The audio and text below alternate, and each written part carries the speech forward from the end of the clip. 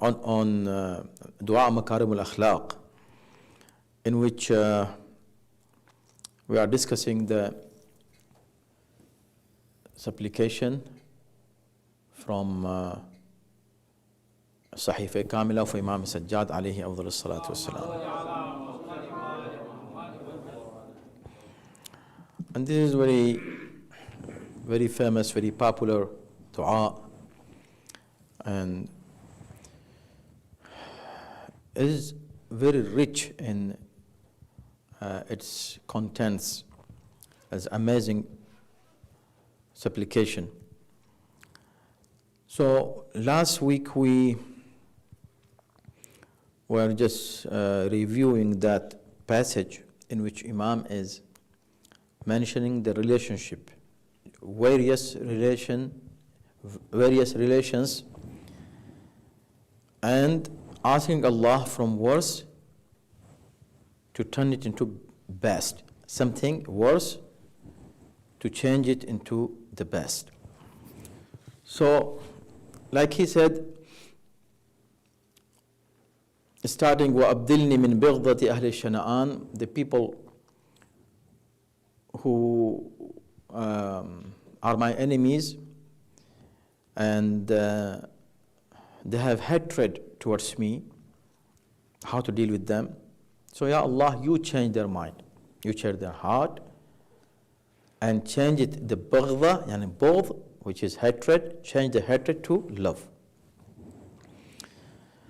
Then min hasadi ahli al-baghi al-mawaddah, change the jealousy of the people who don't like me or who are jealous with me, who have envy against me. Change their attitude from jealousy to mawaddah, to love. وَمِن ظِنَّةِ أَهْلِ الصَّلَاحِ, and misunderstanding of good people, turn that misunderstanding to trust. ظِنَّةِ أَهْلِ الصَّلَاحِ, or you can say mistrust to trust. But Ahl Salah. Here we stopped last week. So see, every sentence you can feel it, how strong words Imam have, used, just 2 words, but has a lot of meaning and very strong message inside for our akhlaq, to improve our akhlaq. For example, see, in these 3 sentences, he talked about the people who hate you, the people who are jealous with you, the people who have misunderstandings, have wrong assumptions about you. These 3 different attitude that you see among people. What is your reaction about those 3? More. وَمِنْ عَدَاوَةِ الْأَدْنِينَ الْوِلَايَةِ. Adneen from Adna. We have discussed that earlier. I'm not going to go in much more details, just to connect. I want to just remind you that what we were discussing, وَمِنْ عَدَاوَةِ الْأَدْنِينَ. Adawa means animosity, enmity of someone, somebody, he is your enemy. How to deal with the enemy? So Imam is asking Allah to change this animosity to al-walaya, very close friendship. Walaya is close friendship. وَمِنْ عُقُوقِ ذَوِي الْأَرْحَامِ الْمَبَرَّةِ. ذَوِي الْأَرْحَامِ. There is Adneen and there are ذَوِي الْأَرْحَامِ. 2 words Imam has used. Adneen from Adna, closest people. I have so many friends, but I have close friends. I have closer friends. I have closest friends. Right? Adneen, closest friends. Sometimes closest friends also turn against you. Suddenly. You have no idea what happened. You have no idea, really. You should have gone through this experience that someone you love, he loves you, respects you, you have good relationship with him, and suddenly you see change of attitude from him. See him, he's not normal. He's not just usual. His attitude is not usual. What happened? So suddenly he, something comes in his mind, and he makes his own decisions, and he breaks his ties with you, and you have no idea what happened. So these people are your close, but they have left you. They turn into your enemy suddenly. This very odd situation, this very hard situation to deal with. And the same uquq. So these are people, regular friend. But uquqi dhawil arham.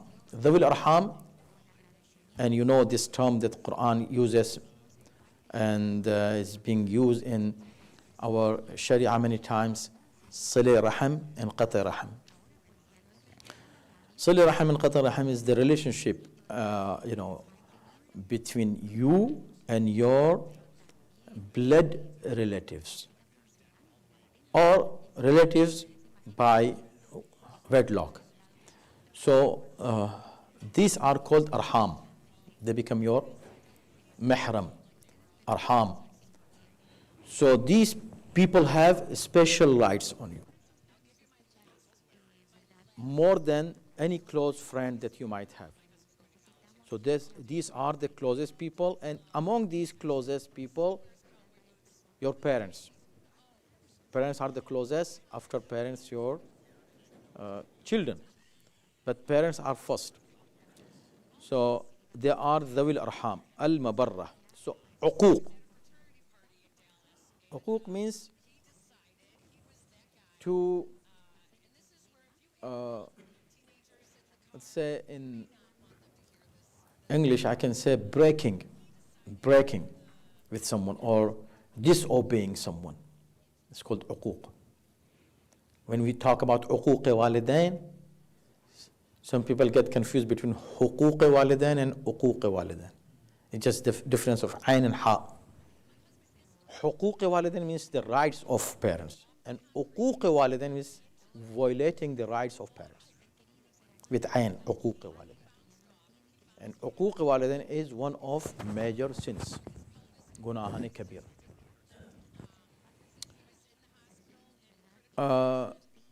Then he speaks about min khudlan al-aqrabin al-nusra. I think we had left on this sentence. وَمِنْ خِذْلَانِ الْأَقْرَبِينَ النُّصْرَةِ. Many times you are in a situation that you need help. And help of whom? Especially your closest people, aqrabin. From qareeb, aqrab. Your closest people, you need help from them. Right? You expect that you are in a troublesome situation, and you expect that the people who are close to you, they come and help you out. Your brother, your sister, your nephew, those close people, aqrabin. Or even your close friend, he is also aqrab in that sense. But they leave you alone. They don't come for your help. It's called in Arabic khudlan. Khudlan means not helping. This word, you hear it when we talk about Ghadir and Rasulullah, when he said, Allahumma wali man wala wa adi man ada wa khudhul man khadhalah. This is the word khadhl. Oh Allah, don't help the person who does not help Ali ibn Abi Talib. Why? Because help is a kind of or the best expression of love is helping someone. When you go and start helping someone, means you love him, you respect him. That's why. So khudlan means somebody who leaves someone without help is called khudlan. So Imam is talking about khudlan al-aqrabin, closest people left me alone. They left me without help. They're not helping me. They're not bad. They're not my enemies. They are not my, they are not jealous with me, nothing. But they are careless about me. So Imam is asking what? An-nusra. So they come and help me out in all my affairs. So I don't feel lonely. I don't feel alone in my life. I feel, okay, fine. If something happened, I have some people who will come and help me. Okay. So let's see, in all these situations, Imam is asking from worse situation to turn it, asking Allah subhanahu wa ta'ala. We did our job. We did our, best to change the situation. But many times we are not able to do it. Right? Somebody is against me. He just keep talking against me, sending text messages against me to people, or doing something, against me. I have no control over him. I want to make him happy. I want to resolve the issue if he has any with me. I did my best, but it's not working. So what should we do? Ask Allah subhanahu wa ta'ala, because He is the one who changes the hearts. He is the one who can change the minds. So instead of asking, see, here is the point. Instead of asking Allah subhanahu wa ta'ala, oh Allah, there is, we'll come there. But at different situations, in the same dua, Imam is asking different things. Asking to overcome the enemies. Asking Allah subhanahu wa ta'ala to give me strength to put down my enemy. He's asking that, but different situation. Here, no. Here, asking Allah to change the situation, change the person. Change the person for me. He's not asking the person who is jealous with me, Allah, just give him some punishment in this world so he can understand why he is against me. Give him some trouble, put him in problems. No. Change him into good. He is jealous, let him start loving me. Mawadda. He is adawa. See, adawa means animosity. Al-adawa, some person who is against me, some person who is my enemy, Allah remove his rizq. Oh Allah, do this. What we do but dua? No, he's not asking this. Neither he is saying, oh Allah, give me more power than him. No, nothing. Then what? Change him, that person who is against me. Change him to the best. He is the worst, not in the middle. No, the best. Where jealousy, where mawadda.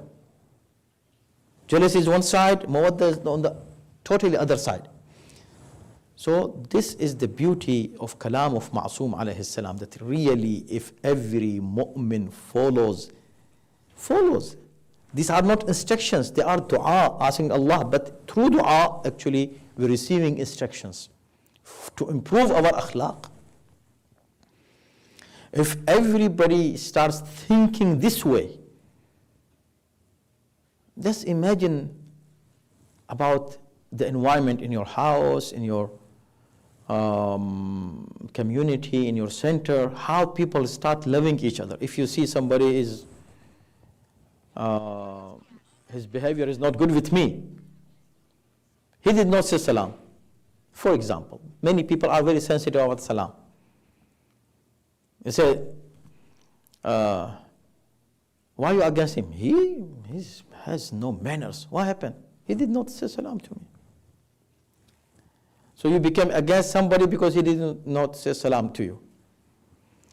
See, brothers, if he did not say salam, did you say salam to him? No, I did not. Then why? You are against him. Salam is something that whoever initiates salam, he gets more thawab. Why are you waiting for someone to say salam to you? Tell me one reason. I'm older than him. You know, we have Aimma, Rasulullah, his seerah, we have that he would not give somebody chance to say salam first. Rasulullah, are you bigger than Rasulullah? Tell me. Aimma alayhimus salam. Our maraja', our ulama. This is the seerat of Ahlul Bayt, seerat of our ulama. They initiate salam. They say salam first. You will get 70 when you say salam. And when you say alaykum assalam, say only one. So which one you want more? So they are against somebody just because he did not say salam. Hundreds of such examples I have in my life. I know people coming complaining to me saying, I don't like that person because of this. So I said, brother, if he did not say salam, you go and say salam to him. Even if he did not answer to you, say salam one more time. Give him 70 chances, 70 times. Keep saying salam until you know that no, he is out of ghurur, out of arrogance. He is not answering your salam. Then yes, that's period is enough now. But as long as it's one time, two times, you know. So from words, try to be good. On the other side, see, one thing that we learn from this is that when I'm asking Allah to change someone who is jealous with me, his jealousy to mawadda. So his behavior to change to me, towards me. Hasad, dhinna, adawa, uquq, hasad, bighda, all these words that Imam use, all these manners, which are bad manners for a person. Change these bad manners to the best manners. Towards me, abdilni, for me. Change him for whom? For me.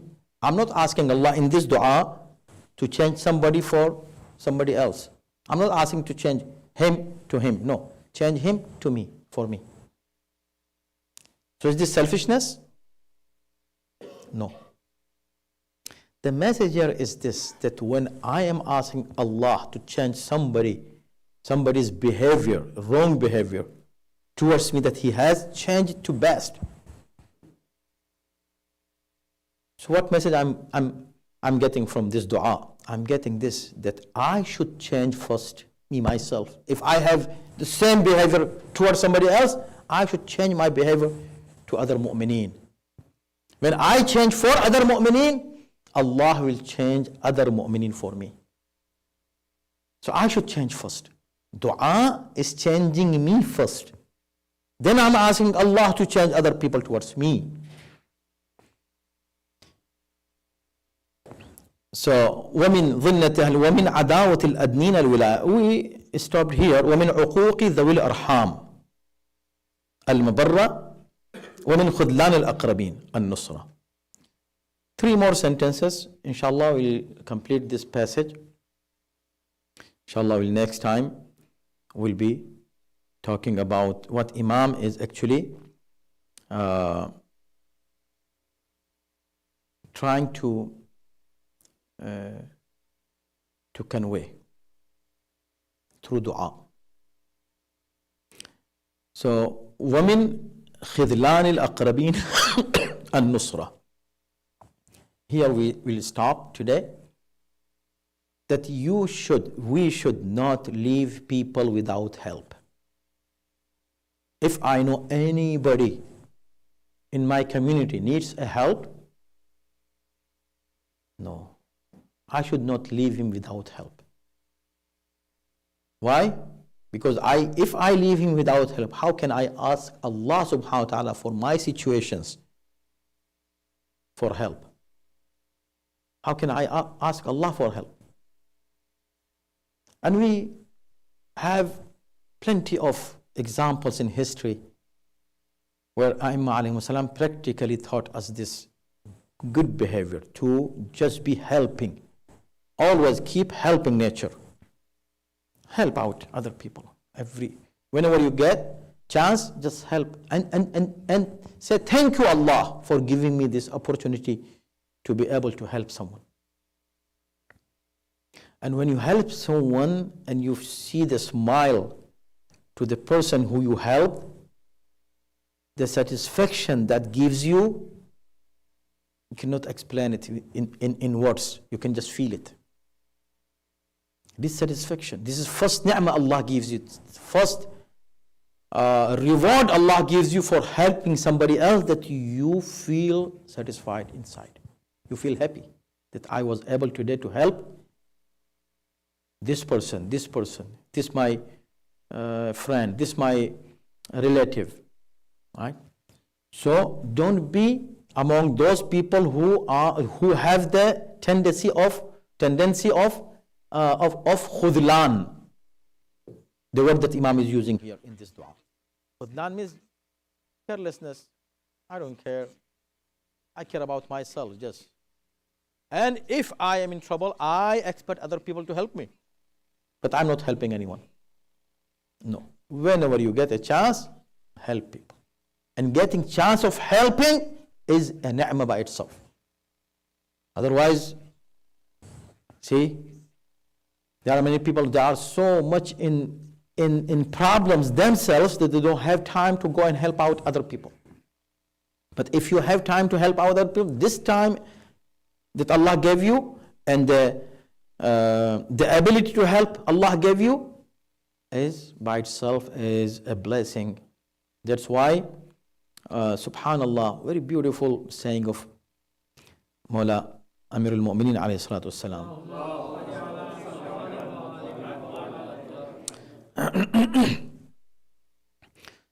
He says about the person who comes for asking for help. Allahu Akbar. He says, if somebody is coming to asking, a beggar asking for help, give him immediately. For financial help, let's see. Give him whatever you have, just give him immediately. Why? Because he is doing ihsan on you. He is giving you favor. Favor of what? He's taking my money. Yes. He's not taking your money. He's holding your money, taking your burden that you're supposed to take it with you. He is taking it for you from here, holding it for you until the day of judgment. And he's going to give you there. He said, oh, this is your money. Oh, thank you, brought it here. I cannot take my own money from here to Qiyamah. But the person who is taking my money from here in this world as a help, he is actually taking my money to hold it and give me back in the day of judgment. Beautiful, really. If somebody realizes all those things, amazing. Ahlul Bayt are amazing, their teachings are amazing. They can make this community amazing, the people amazing, individuals amazing. Allah subhanahu wa ta'ala give us tawfiq and ability, inshallah, to follow the instructions of Ahlul Bayt عليهم الصلاة والسلام. إن أحسن الحديث وأبلغ الوعظ كتاب الله. أعوذ بالله من الشيطان الرجيم. بسم الله الرحمن الرحيم. والعصر إن الإنسان لفي خسر إلا الذين آمنوا وعملوا الصالحات وتواصوا بالحق وتواصوا بالصبر.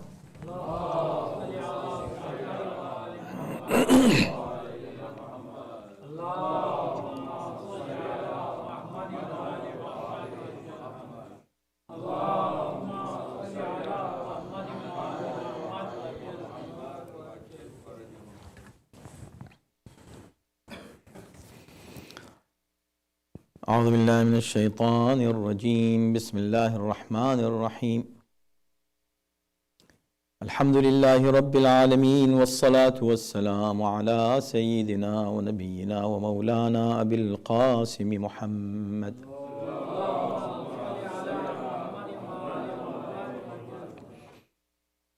وآله الطيبين الطاهرين المعصومين واللعنة الدائمة على أعدائهم أجمعين من الآن إلى يوم الدين. بسم الله الرحمن الرحيم. So we are talking about Baqi, as this year is the year of Baqi. Every time just one fact about Baqi. We reach to, of course, in very brief, talking about the personalities who are buried in Baqi. So we talked about 3 Imams, and one more Imam who is buried there is Imam Ja'far as-Sadiq alayhi salatu wasalam. Last time we talked about Imam Baqir alayhi salam,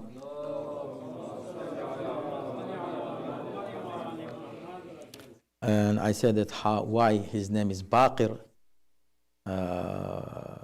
from Baqir, to split the knowledge, is to all those discoveries today, somehow they go back to the knowledge of these 2 Imams, 5th Imam and 6th Imam. Sciences, technology, anything, somehow it is connected. And not just one of these Imams is Baqir, the other Imam is his title. The title actually indicates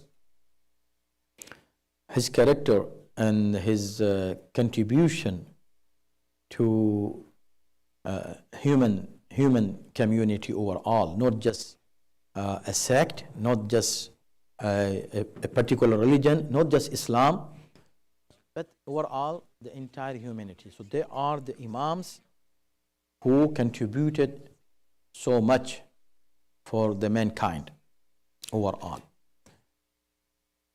So his title is Sadiq. The title Sadiq by itself is showing something. Why Sadiq? How about his father? Was he Sadiq or not? How about his grandfather? Of course, everyone is Sadiq. Sadiq to its perfection, perfect truthfulness. Then why he is called Sadiq? Why not his son? Imam Musa Kadhim alayhi salam not called Sadiq? So all of them are Sadiq, the same level of truthfulness. No one is more Sadiq than other.